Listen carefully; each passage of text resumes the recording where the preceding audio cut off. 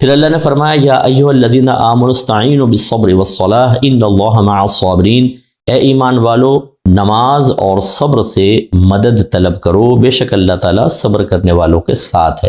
یعنی جب تم پریشان ہو جاؤ، جب مشکل میں آ جاؤ، تو پھر یہ دو کام کرو، ایک تو صبر کرو، صبر کا مطلب ہوتا ہے اپنے آپ کو شکوہ شکایت انتقام سے روکنا، اور دوسرا نماز، کہ نماز کی طرف آ جاؤ، اللہ سکون دے گا، رحمت نازل ہوں گی، آسانی پیدا ہوگی۔ اور ہم نے کیا کیا ہے، نماز اور صبر کے ایک تو شکوہ شکایت اور عاملوں کے پاس وہ آ کے ہمیں بتا دیں، ہم ادھر جا کے معلوم کر لیں جی جادو ٹونا، تو دل ایک طرح سے مطمئن ہوتا ہے، ہاں جو ہم سوچ رہے تھے نا ویسے ہی ہے۔ کہ کتنی بہنیں ہمیں کال کرتی ہیں کہ مصعب ذرا دیکھیے گا میرے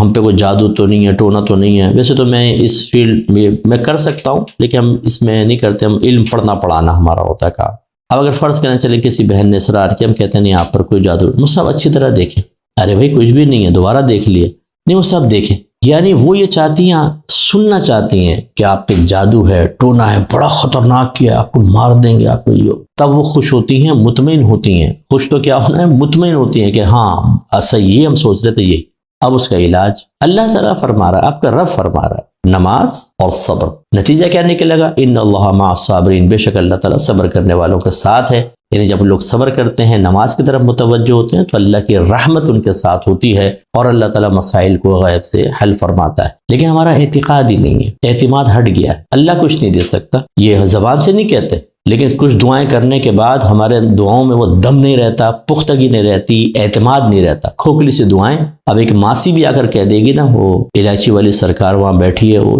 کیا زبردست قسم کی، ایک دفعہ جائے باجی سارا کام ہو جائے، باجی برقع سنبھال کے فوراً پہنچ جائیں گی۔ فرض کریں الائچی والی سرکار نے پھونک ماری اور کام ہو گیا، تو اس کی پھونک سے کام نہیں ہوا، میرے رب نے وہ کام بنایا، لیکن وہ اتنی دعائیں کی تھیں اور اتنی نمازیں، نہیں ہوا، الائچی والی سرکار نے کر دیا۔ 2 منٹ میں کون اللہ، کون رسول، کیا قرآن کی تعلیمات، کیا حدیث کی تعلیمات، کیا علماء، کیا مفتیان کرام، الائچی والی سرکار زندہ باد، بال لمبے لمبے، مالیں لٹکی ہوئی ہیں، انگوٹھیاں چڑھائی ہوئی ہیں، داڑھی غائب ہے، نماز پڑھتا نہیں ہے، کلمہ پڑھنا نہیں آتا، غسل جنابت کرنا نہیں آتا، ناپاک اور گندی حالت میں شیاطین اس پہ مسلط ہیں، لیکن الائچی والی سرکار زندہ باد۔ ایسے لوگ فلاح پائیں گے، آپ ذرا غور کریں۔ قرآن کو چھوڑ کر ہم ان لوگوں کی طرف چلے گئے جو ہمیں اللہ تعالیٰ سے دور کرنے والے ہیں، اور پھر ہم نے دیکھا ہے پھر کوئی لگ کر اللہ سے دعا نہیں کرے گا۔ اب اس کا اعتقاد اور اعتقاد کا مرجع کون ہوگا، الائچی والی سرکار، شلوار والی سرکار، سائیکل والی سرکار، کتے اور بلی والی سرکار، یہ مسئلہ حل کریں گے، اللہ سے تو ہوا نہیں، یہ کریں گے۔ اللہ معاف فرمائے، ایسے لوگوں کا ایمان اللہ محفوظ رکھے میرے بہن بھائیوں کا، لیکن یہ خود اپنے ایمان کو شدید ترین خطرے میں ڈالنے والے ہیں۔